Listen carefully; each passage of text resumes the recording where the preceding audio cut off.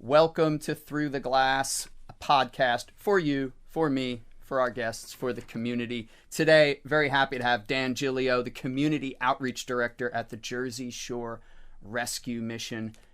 Hello, Dan. Hey, brother. How you doing, man? I'm doing really well. I appreciate you making time. You're a busy guy. Thanks for making time, coming down and talking to us today. Yeah, no problem, dude. Thanks for having me. This is interesting, man. I love it. You said you're excited to try something that the millennials are doing. What do you mean by that? Calling me out. Let's get into it. What do you mean by that?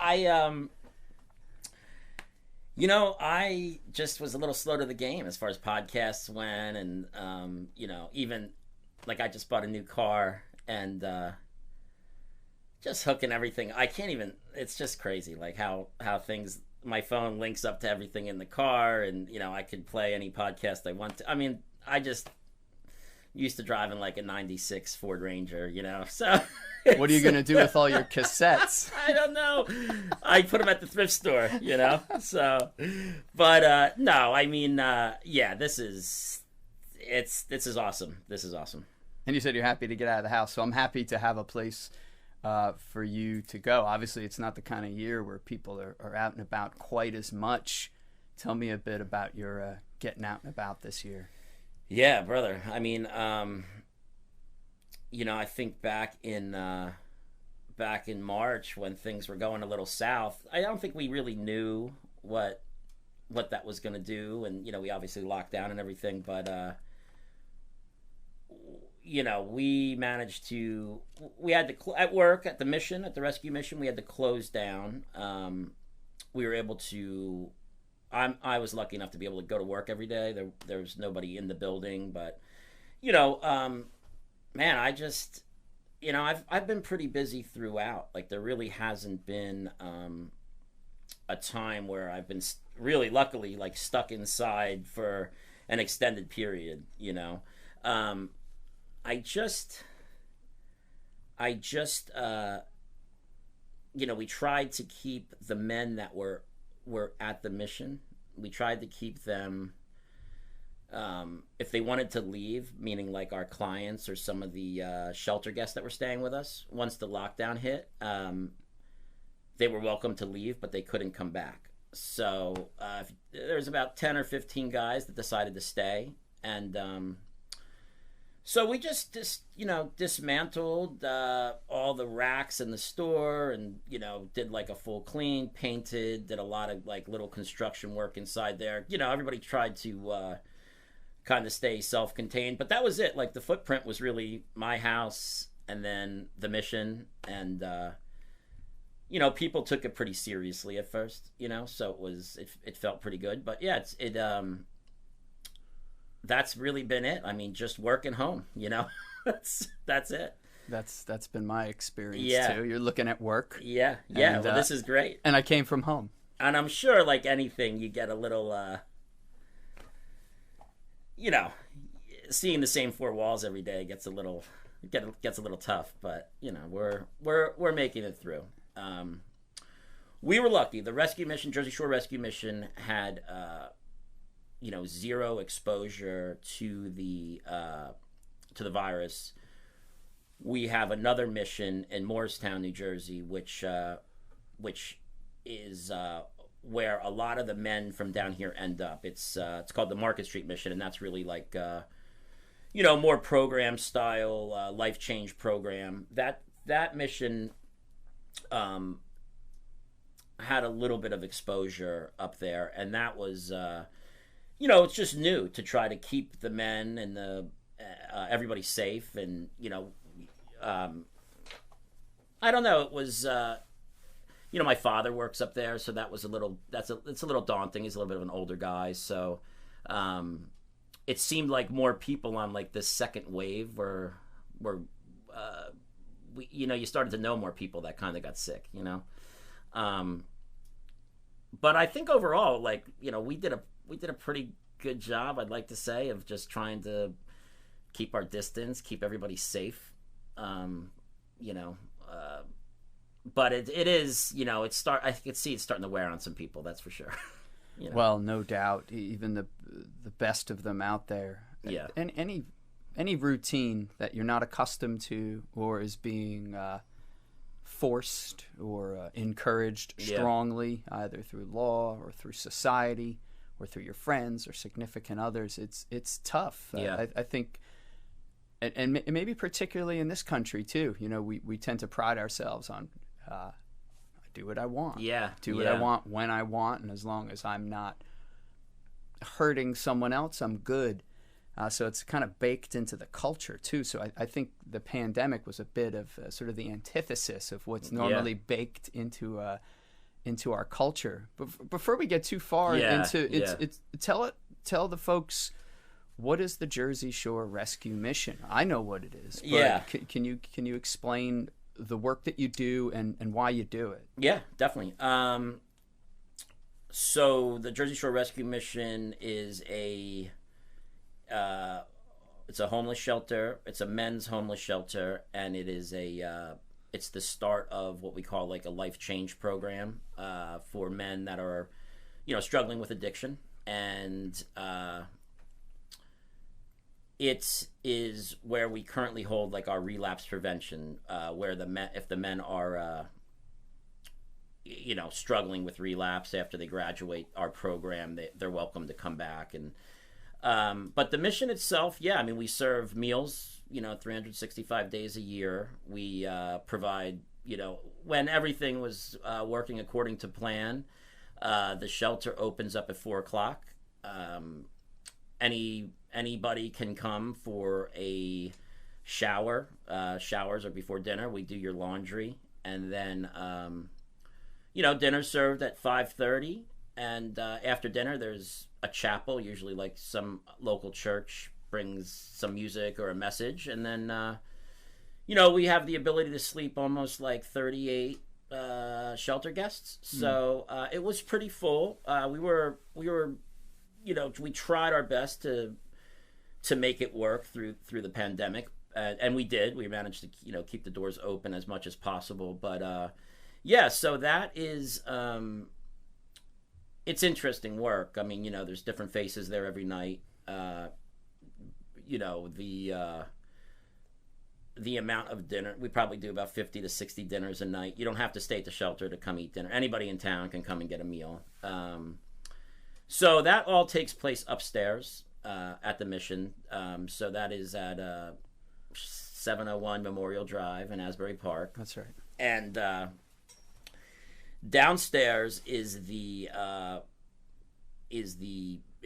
thrift store, which is probably around like 7,000 square feet, so it's pretty big. Yeah, your thrift store is huge. Yeah, I've been there a number of times. Yeah, I've been to all the thrift. I'm a thrift store kind of guy. Yeah, yours is definitely one of the larger ones. Yeah, and I think just as far as the stuff you have too, like I don't know who curates everything, but it's like, it's pretty solid, man. As far as thrift stores go, you got. I don't want to take too much credit, but maybe you should. Yeah. So what happened was that place was. It's a little bit.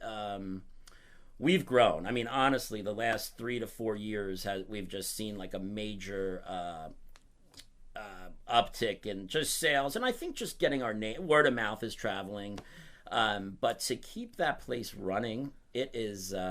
You know, we have 2 big box trucks, and so we go out and pick up donations. I mean, we get like close to like 80 calls a day for furniture pickups, clothing pickups, and that takes manpower. So you're always trying to juggle that around and keep people working and you know, stay up on the dispatch of, you know, scheduling all that in and everything like that. But listen, the donors have been great. We get a ton of donation calls. We go out and pick them up, and then we also people drop them off. But the whole downstairs is really dedicated to, you know, all the donations we get. The back warehouse is where we hold all the stuff, and then, you know, there's the showroom part. If anybody stops by, you'll see what we're talking about. But it is a lot to curate, you know, and I never saw my life going in this direction. You know, I never thought that I'd be working at a thrift store or managing that, I should say, and then turning it into more of a community outreach kind of program. I mean, everything in the store, when I first started working there, it was a little bit more antique-y, I guess, and they were, prices were super high, and I didn't see many faces in there. And I realized, like, as I started to take over, this is really like a community box store, like a big box store. I mean, a lot of folks don't have cars. A lot of people are still walking around on the west side of the tracks, and so we turned it into that, like trying to keep everything in the store under $100. The only thing new we sell there is mattresses, which we try to make super affordable. But that's really when we saw the turnaround, like when we started to curate it more towards like everyday items and things that people could use. And then we get the cool stuff too. But, it's been interesting. It's been the amount of people that come through there a day. Sometimes my office overlooks the floor, and I'm blown away, because there used to be 1 or 2 people in there. Now there's like 30 people in there. That, like, throughout the entire day, the store stays pretty full, which is pretty awesome. Well, the fact that you have the large footprint, yeah, I think allows you to have everything. So, yeah, you walk in, and if I'm remembering it correctly, I haven't been in since last year. Oh, yeah. Not surprising. Yeah. But, you have like the usual tchotchkes, but then yeah. I think things get larger as you go back. So, I mean, full-on furniture. Yeah. And like solid stuff Yeah. too. So I highly recommend people check out your thrift store. Yeah. And how does it work? So obviously it comes in donations.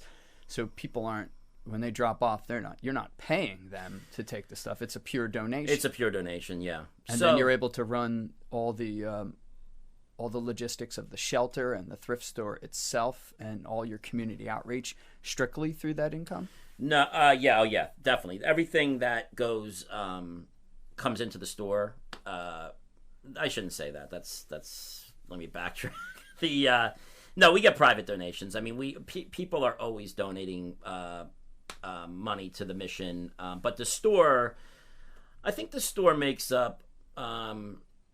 If you combine, we have the other thrift store up in Morristown. If that makes up for about like 1/5 of the operating costs. It costs about, so we're a nonprofit. We don't take any state money, and so I think it costs around $5 million a year to run both the missions.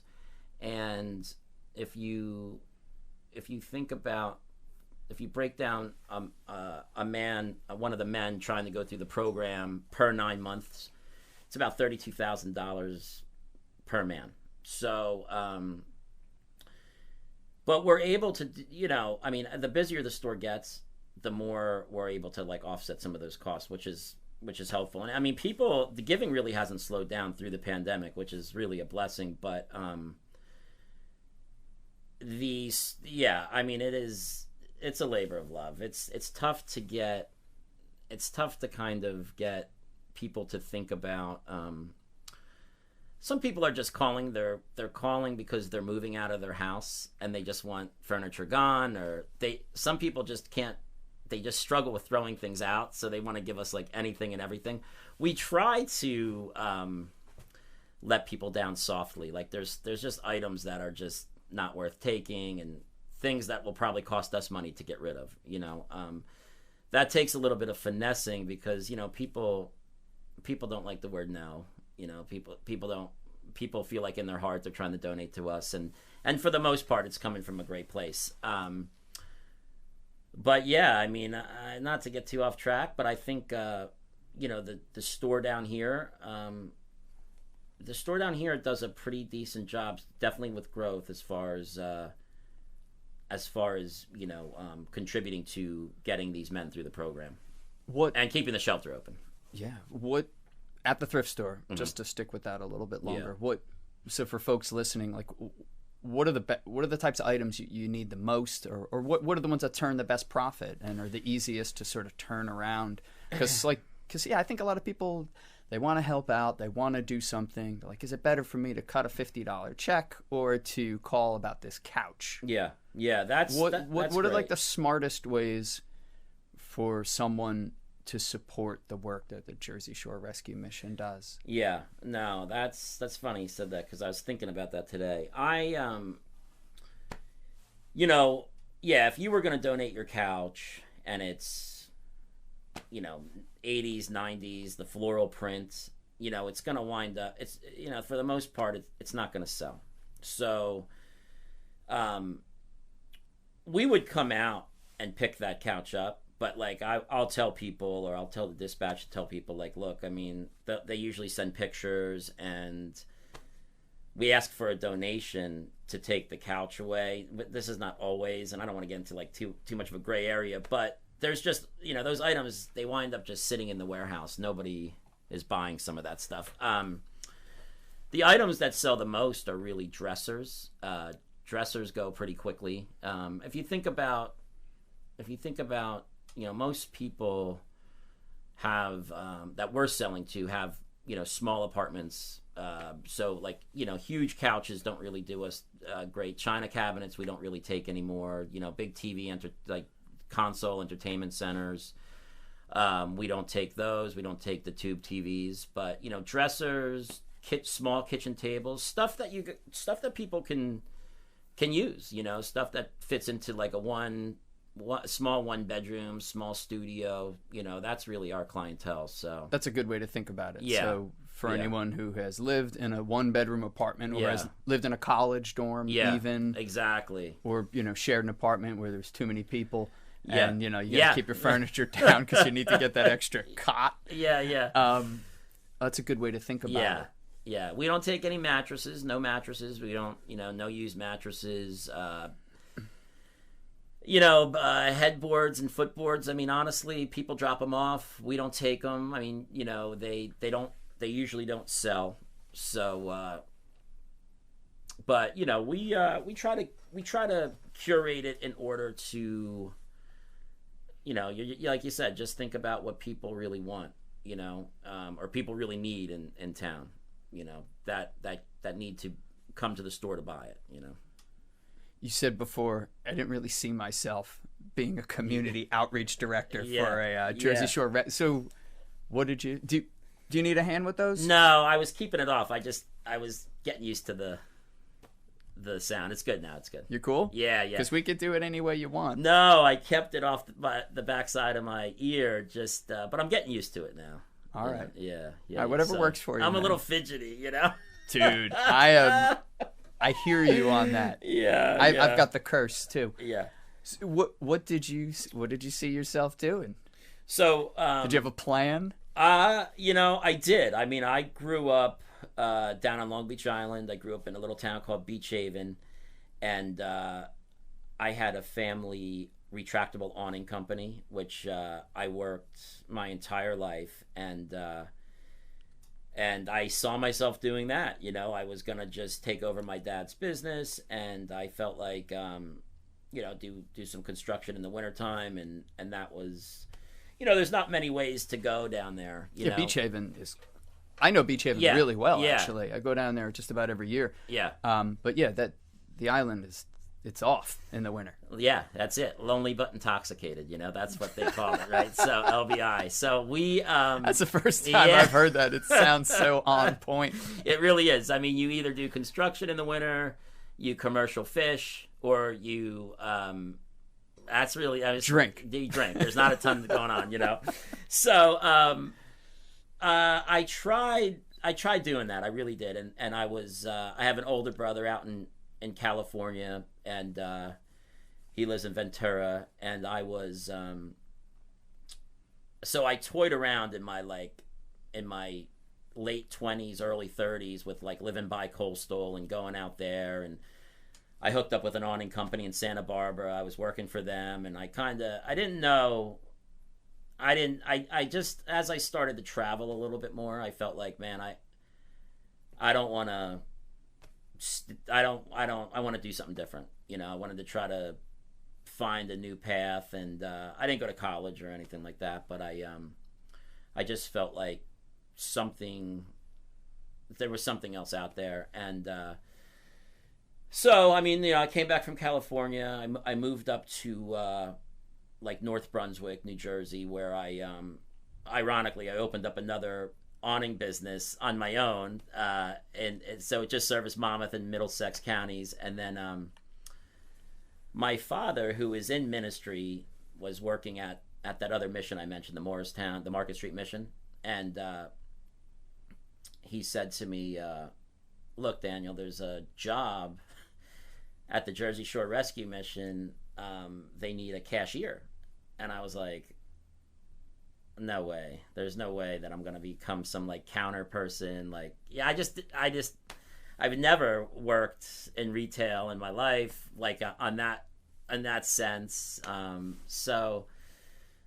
But I knew, I mean, it sounds kind of hokey, but like I just knew that's what I was supposed to do. Like, you know, I didn't like living in North Brunswick. I've always grown up down the shore, and I just felt like I really needed to take a chance, and so I did, and I showed up to work the first day, and I had my backpack on, and I went to knock on the door.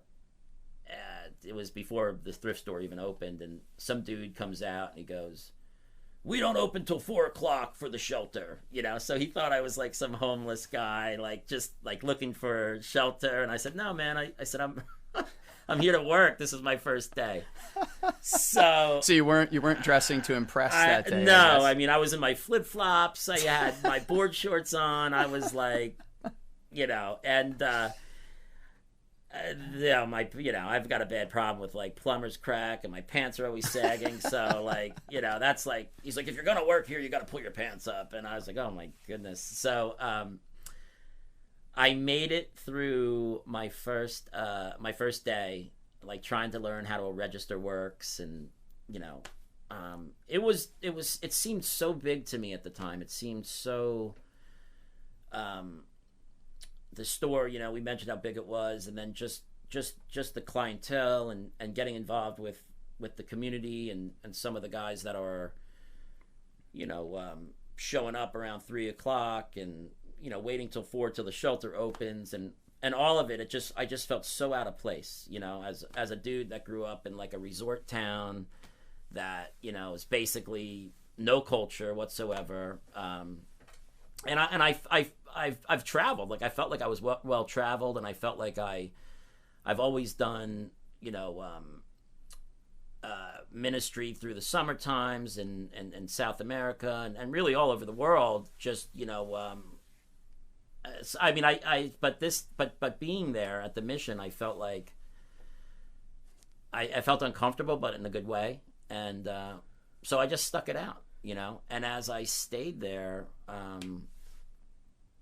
you know, within a year, they started to see that some of my like business background, and just some of the skills I had to offer, as far as like really turning it into a place where, you know, I can start to show these men like what it means to show up to work on time. So a lot of the men that go through our program, they're expected to work in the thrift store and the dock, and you know, they go out on the donation truck and all that kind of stuff. So we really developed like a really good like work program for them, and so I started to spearhead that, and then it just kind of grew, and then I eventually, you know, got the guy that was working for me fired, and then it just worked out. He retired, and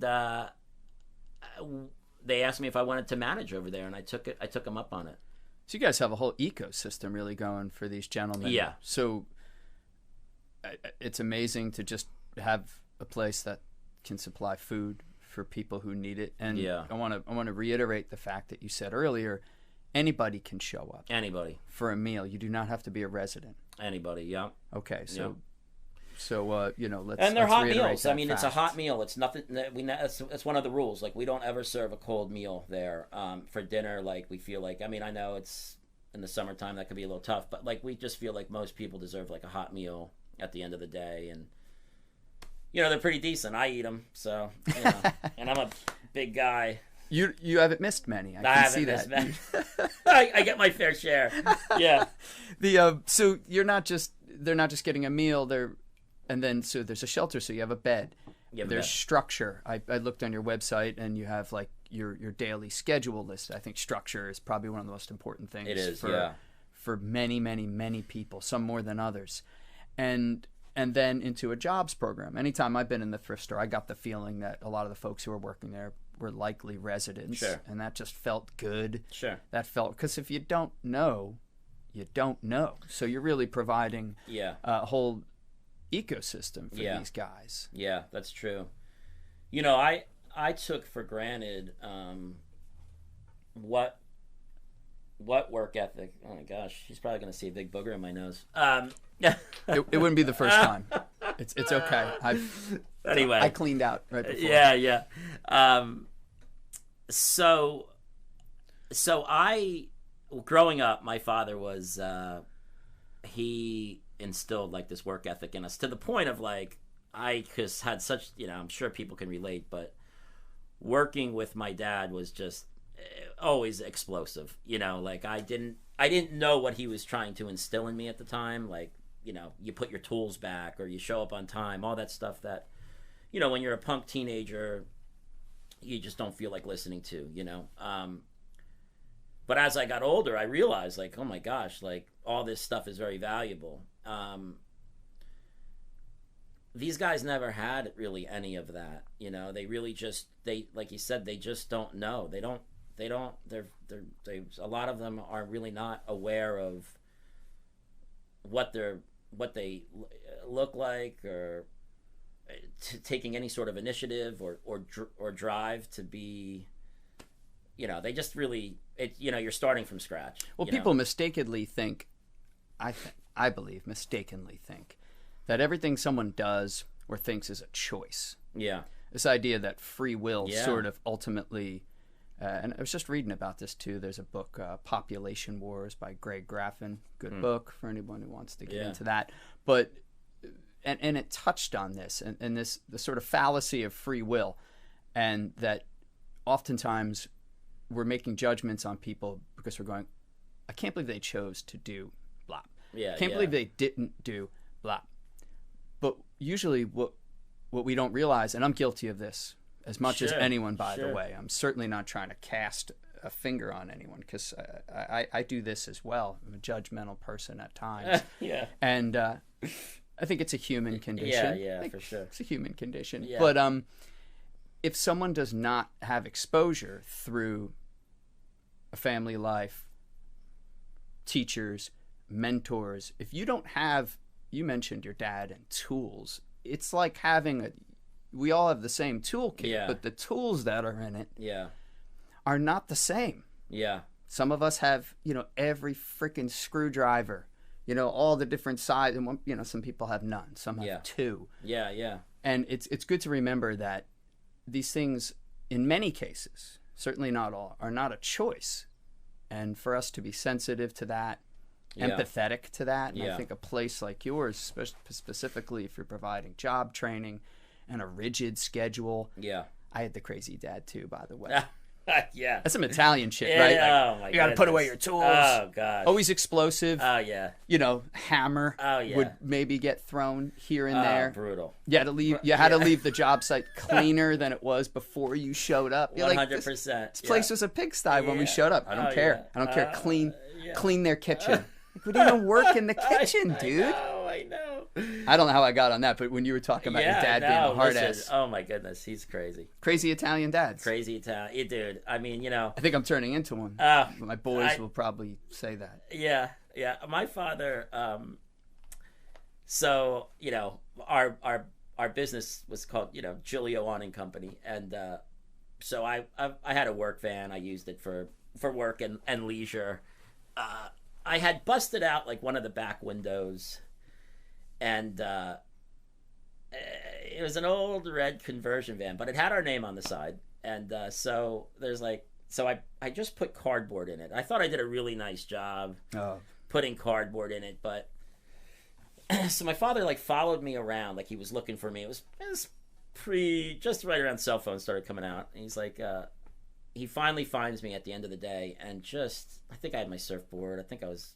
I forget where I was, but he said, you leave right now, and you go put plexiglass in there, and you know, that's my name on the side, and I don't want my van being driven around with cardboard in the window, you know. And I was like, what's the big deal, right? Like, what's the big deal? But you know, his name, he built up this great business, name's on the side, and it's like, he doesn't want me driving around with some cheesy piece of cardboard in the window and representing our family and just, you know, I at the time, of course, I was like, dude, it's sealed up. What's the big deal, you know? But it looked like crap, and like, and he said, you know, that's a direct reflection of your life, you know. And I was like, wow, whatever, dude. And then when I thought about that, like a year later, I was like, you know, it's true. Like when your stuff is a mess, kind of. Not to go too deep into anything, but it was like, you know, you don't.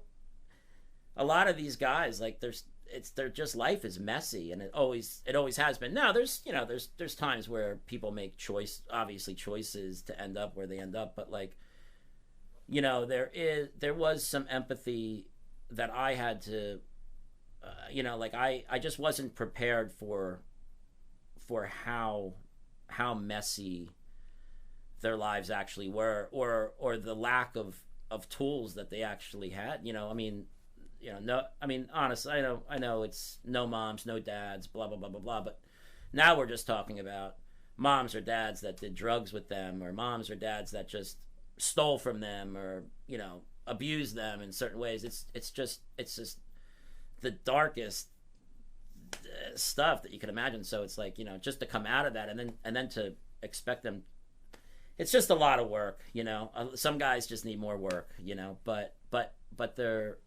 to see them, man, to see them turn their lives around is amazing. You know, it's pretty amazing. At the mission, there's times where they get to about, you know, 3 weeks of sobriety, where like this joy comes back in their face, and I always think, you know, that must be what they looked like when they took their class picture in 6th grade. You know, like if they had a decent, but that innocent, like, you know, that joy that only comes from just like, you know, I don't, you know, just feeling like, oh my gosh, like I'm getting somewhere, you know. And it doesn't stick always, but there's some dudes that really, we've had some really great success stories there, you know. That's heavy. Yeah. It's someone else pointed that out, thinking about someone as a child. Yeah. You know, before you go too far down a path of judgment. Yeah. Think about the person as a child. As soon as you said that, like I got like a little teared up.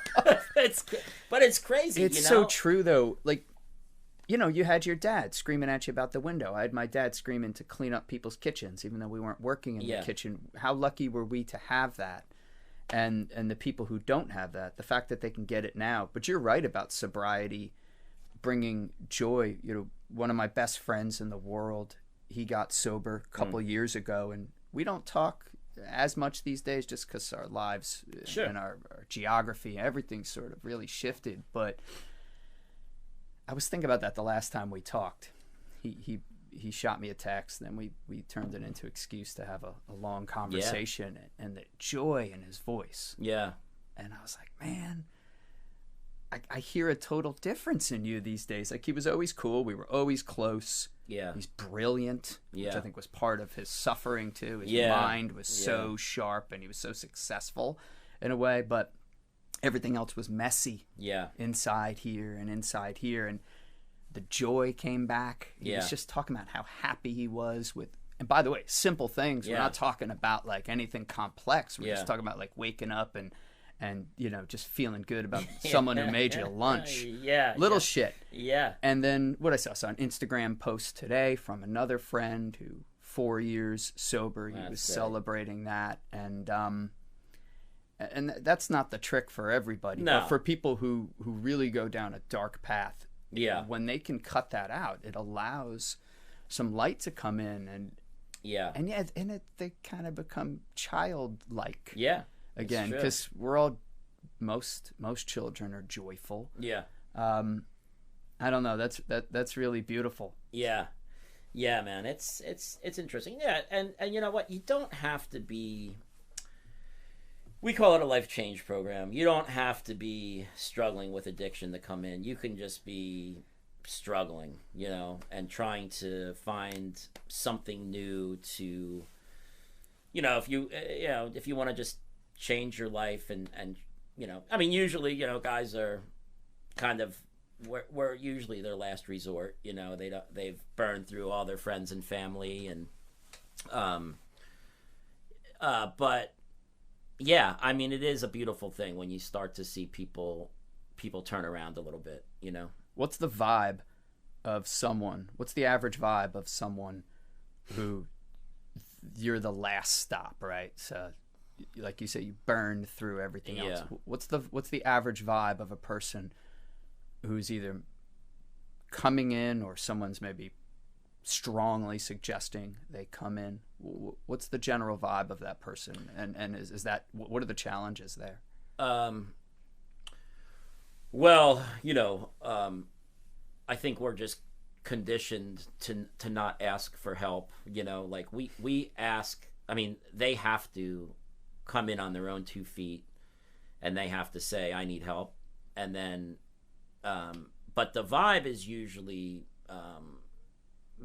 display. Their anger. They're usually pretty angry. I think they're finally getting to a point like they've run out of excuses, and they really can't place blame on anybody else. I mean, there's still some of that, through the first couple weeks, but I think, I mean, and then there's, that shame that people talk about. I mean, there's a lot of that, like, I mean, the good thing about the program is it's free. It's 100% free to them. So there is no excuse why you shouldn't come in if you're ready for help. But the overall vibe is, some guys are, it's tough to say. I mean, some guys are like ready, but those guys are usually the toughest ones, because they maybe aren't, when you come in and you're too kind of excited to be there, it's almost like you haven't been broken enough.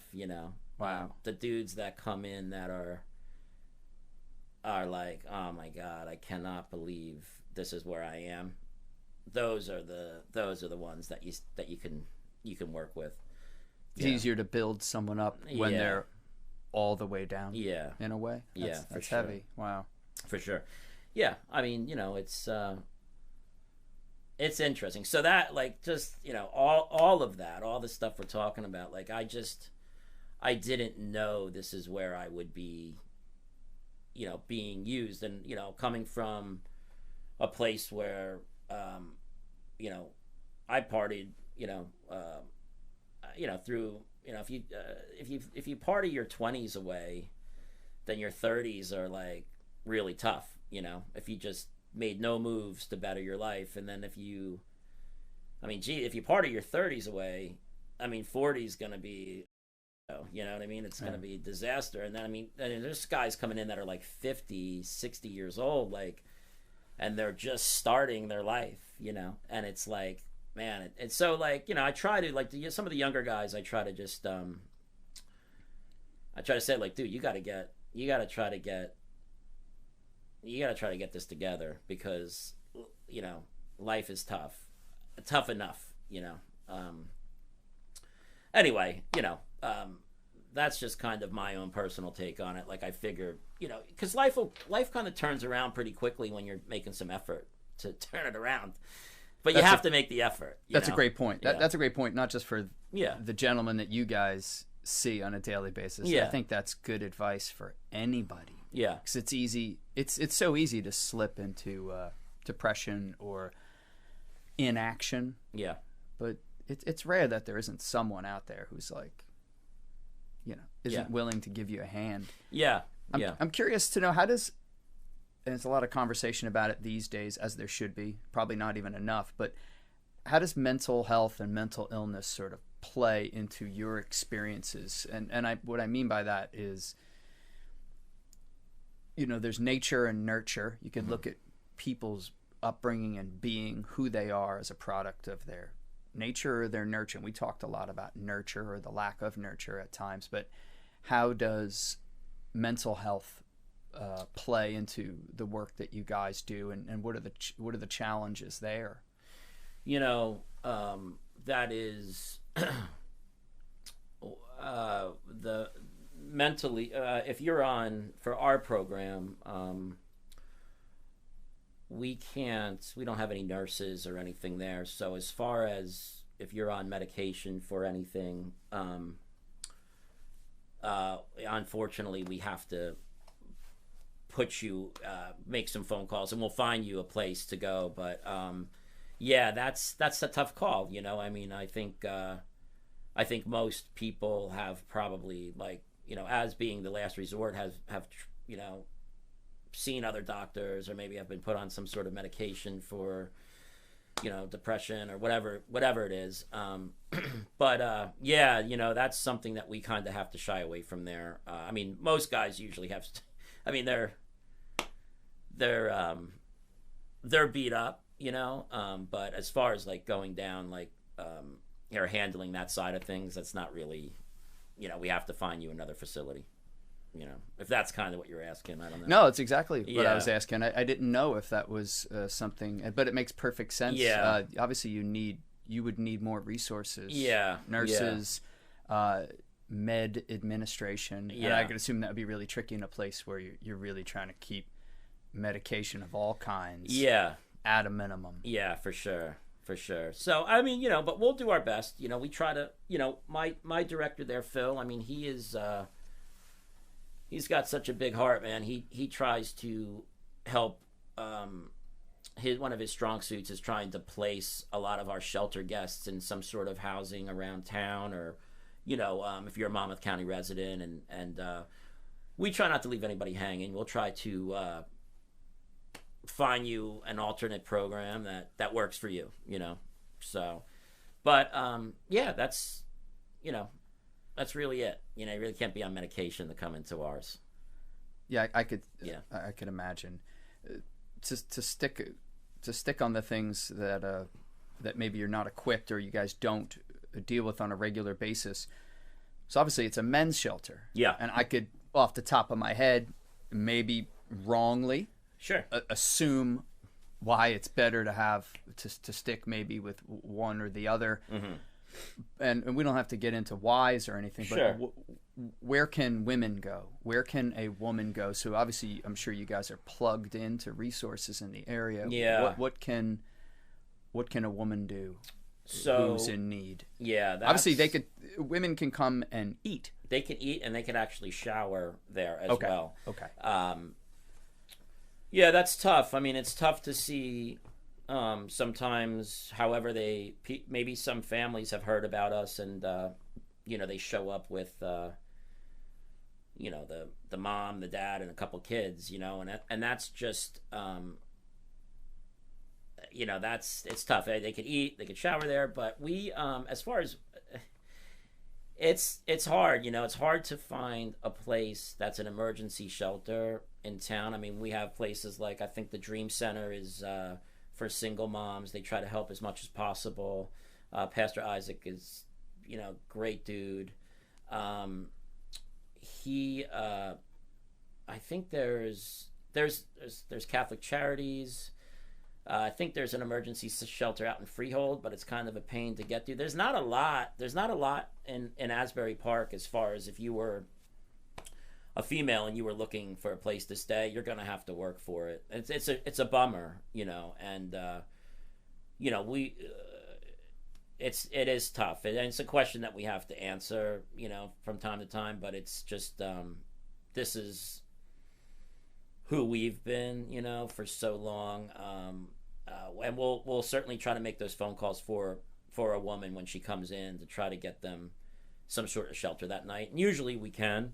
But it's not easy in Asbury to find that, you know. I appreciate you. Yeah, I appreciate you answering that open and honestly. And I think it's an obvious question, so I wanted to kind of throw it out there. Yeah. But I could. But it's hard enough to even do the work you're doing, and I could see how. Yeah. You know, really tailoring it is the smart way to go. Yeah. Yeah. I mean, it's been. Yeah. I mean, unfortunately, that's the way it is now. You know. I think that from, you know, just talking to other you know, nonprofits in town and stuff, I think you know, there's a lot of people working on that, trying to make it a little bit easier for everybody, to find some shelter, and then get into some sort of long-term housing. Good. So yeah. All right, so you mentioned a couple names, so people can look up those names if they have if they're in need of a resource or they need to direct someone to a resource. I don't know if you remember this, but I met you. This was like a couple years ago. I just went into the thrift store, and I thought I was this big-hearted, big shot guy saying, you know what, I'm gonna offer some musical services. Oh gosh. I'm gonna help these gentlemen. I'm gonna sing them some songs. I'm gonna share my talent. And whoever was working the front desk was very kind, and she said, "Oh, you probably want to talk to Dan. And you got a sweet. I like how your office is like right above the place. It's like really cool, like just a like this, loft vibe. Yeah. And you were kind. You're like, yeah, come on up. Yeah. And I was like, hey, I'm a musician. Yeah. Got a little spare time. I would love to donate my talents to these gentlemen. And you're like, oh, that's cool. Yeah. You're like, oh, God. you play in like faith-based music. Yeah. I'm like, oops. No. Yeah. Why would I do that? And you're like, and you so kindly like explained to me that like you've got a thing going on there, and it's important for you to stick to your thing. And of course, my first reaction was all ego. I'm like,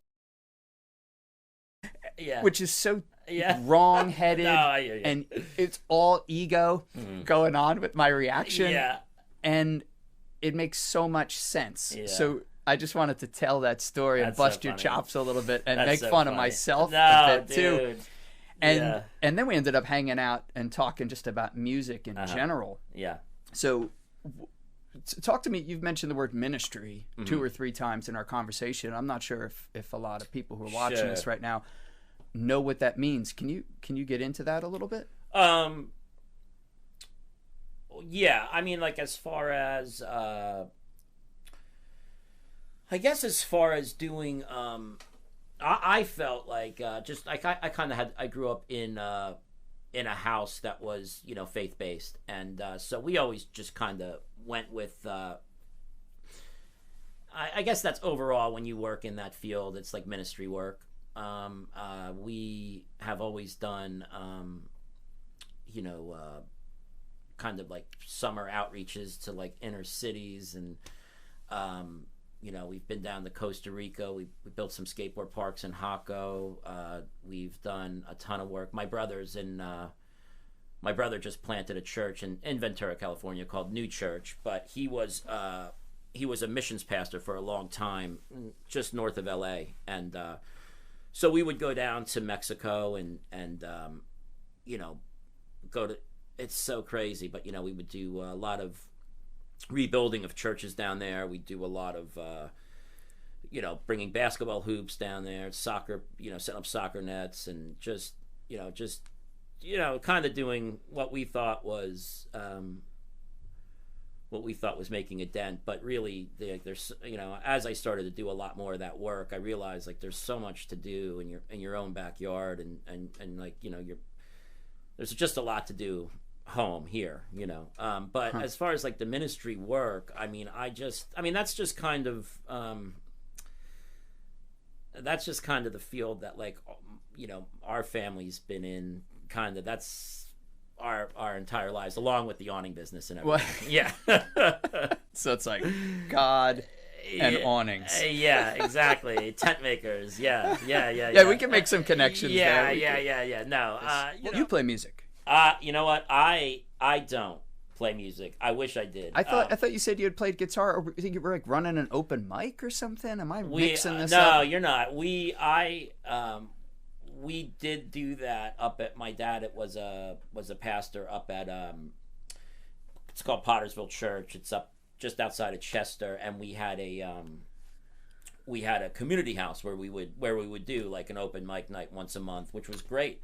And it wasn't all faith based at all. No, because you suggest that I check it out. Yeah. So that's how I know. Hey, things have changed. My dad's musical.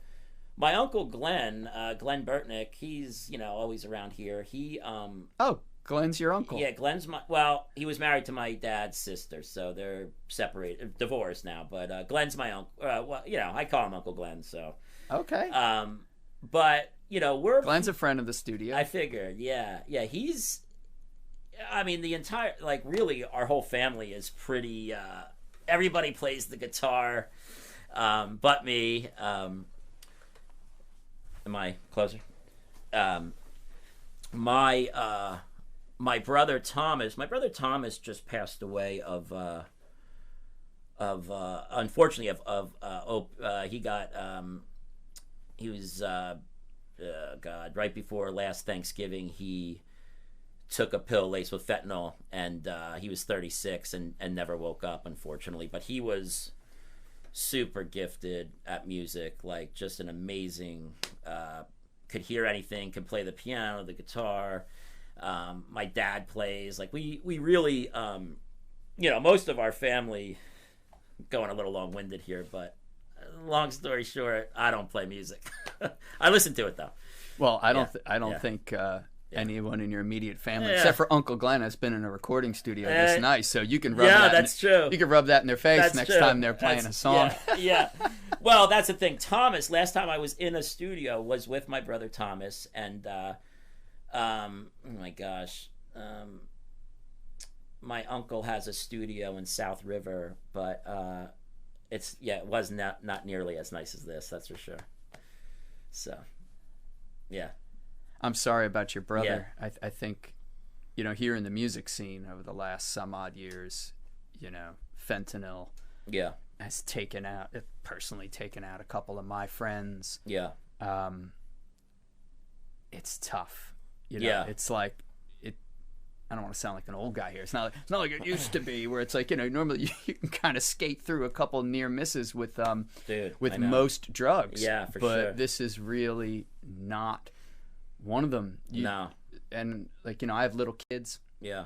So, we're kind of like sort of starting the conversation around drugs and alcohol, like in a kid-friendly way, but I don't know how to sort of say, well, it's like, there's probably a couple things that you're good with, but like these other things, if it can be laced with this crap, you can't trust a drug dealer. I know, and that's the crappy thing. You're right. You don't really know what you're getting, and I'm sorry about your brother. Yeah, no, that was tough, man. He was about to get married. He was going to get married on January 3rd, so he was like, about a month away from his wedding, and he left behind 2 kids, 4 and 6 from a previous marriage.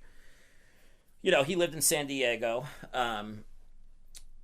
but that really hit home for me because, working in the field that I work in, like I hear about people passing away all the time of an overdose, or somebody would say that to me, and I'd be like, oh man, that really sucks. I'm sorry to hear that, but to like get that phone call, and to hear my brother's Jesse, who lives out there as well, like, telling me, Thomas is dead was, it was gut. I mean, I can't even explain it. It was like unreal. I was picking up coats for like the coat drive. I was in Aberdeen, and I get like a phone call from my brother Jesse. He says, I don't answer, of course, and then he texts me 911 about Thomas. I said, man, I hope this is a freaking car accident. I hope it's not. I didn't even know. I mean, I didn't know that. I don't know if Thomas was struggling with drugs. He was a great dude. So like, I mean, whatever. Anyway, I got that phone call, and it just took the wind out of, because I'm one of 5 boys, and Thomas was just younger than me, and so he, his fiance found him, and then she had to call his ex-wife, who we're still friendly with, and then she called Jesse and told him, and so at the time, we were dealing with, my mom had just passed that March. She was 60. She died somewhat suddenly, like we weren't expecting it to happen. And I remember thinking to myself, thank God my mom's dead, because she would have just this would have killed her, to have Thomas to be and I'd mentioned to you my father had a really bad surfing accident the year previous. So he had ruptured his dura and smashed his skull in on the sandbar. And so our family's been dealing with, I get this phone call about my dad, and he's being airlifted to Jersey Shore Medical Center, and blah, blah, blah, blah, blah, blah.